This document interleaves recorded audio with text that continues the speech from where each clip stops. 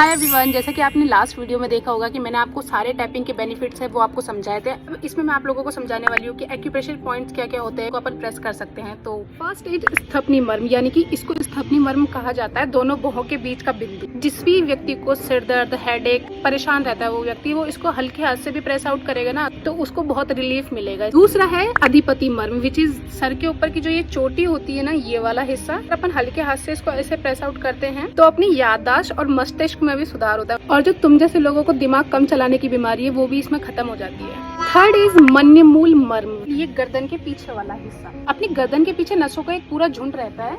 इस हिस्से में अगर अपन इस हिस्से में हल्का हल्का इस तरीके से टैप करते हैं तो जो भी गर्दन दर्द की समस्या हुई या नसों की ब्लॉकेज हुई तो ये उसमें भी बहुत बेनिफिशियल। द फोर्थ इज हृदय मर्म, यानी कि जो छाती के बीच वाला जो हिस्सा है, इस पर अगर अपन रोज टैप करते हैं तो जो भी अपनी चिंता है या जो अपना डर है या हृदय से रिलेटेड कोई भी स्वास्थ्य की जो बीमारी है वो अपनी खत्म हो जाती है। फिफ्थ इज स्तनमूल मर्म, यानी कि ये वाला जो हिस्सा या अगर अपन रोज इस वाले हिस्से को टैप करते हैं तो सांस लेने से संबंधित बीमारी, फेफड़ों से संबंधित बीमारी भी इससे दूर हो सकती है। द सिक्स्थ इज पेट और पाचन, यानी कि ये वाला हिस्सा, नाभि के ऊपर वाला जो हिस्सा होता है, इस पर अपन को हल्की सी टैपिंग करनी है, जिसकी वजह से कॉन्स्टिपेशन की जिसको बीमारी होती है, गैस्ट्रिक जो प्रॉब्लम होती है, उससे रिलीज मिलता है। एरोप्लेन जा रहा है, रुक जाइए। नेक्स्ट इज बस्ती मर्म, यानी कि नाभि के निचले वाला हिस्सा। बहुत लोगों को इस हिस्से में बहुत दर्द होता है, नसों में बहुत जकड़न महसूस होती है, टॉयलेट करते हुए भी बहुत सारी दिक्कतें होती है यहाँ पे, या फिर अपन को प्रजनन के दौरान जो तकलीफ होती है उसके लिए यहाँ पर टैपिंग करनी चाहिए। द एथ इज तल हृदय मर्म, यानी कि हथेली का ये वाला हिस्सा। अगर अपन इसको हमेशा प्रेस आउट करते रहते हैं तो अपने हृदय रोग भी दूर रहते हैं, और दूसरा अपन को स्ट्रेस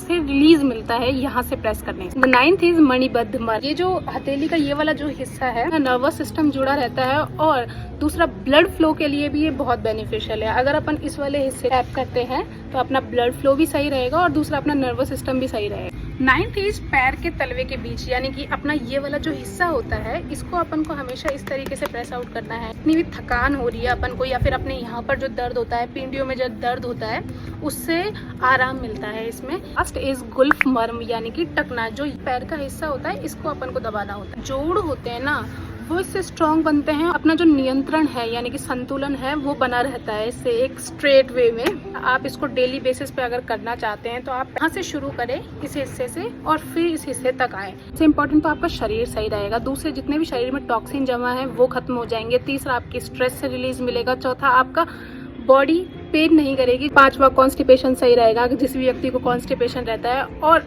ओवरऑल मतलब ये आपकी हेल्थ के लिए बहुत ज्यादा बेनिफिशियल है। वेल, ज्ञान तो मैंने आज बहुत दिया है, लेकिन पता नहीं कौन कौन इसको एक्सेप्ट करे। कमेंट भी डाउन कि आपको इस जानकारी से बेनिफिट हुआ कि नहीं। Thank you so much for watching.